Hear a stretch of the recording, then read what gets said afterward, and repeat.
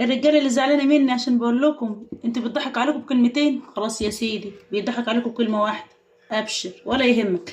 عملنا صينيه بشاميل من امبارح كلكم يا سما يا سما، انت قلبت على الرجاله. انا واحده قلب اصلا على الرجاله من زمان. ناس كتير بقى داخله تقول لي هو انت عشان بينك وبين جوزك مشاكل هتوقعنا في بعض؟ والله يا جماعه ما في مشاكل ولا في حاجه ولا اي حاجه، بس انا بقول نصيحه، هتاخدوا بيها خدوا، مش هتاخدوا بقى اكنكم ولا سمعتوها.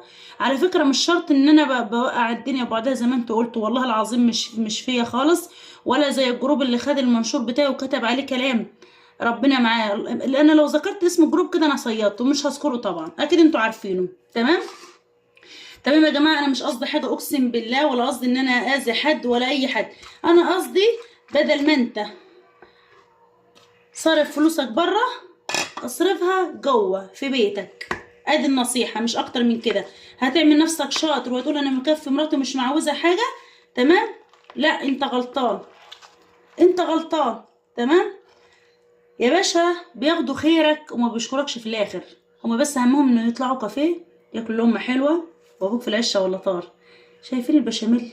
شايفين البشاميل؟ مكونات بسيطه بتعمل بشاميل، زي ما مكونات بسيطه هتعمل احلى ايه، حاجه حلوه. يعني انت فلوسك يعني اولى بها عيالك ومراتك.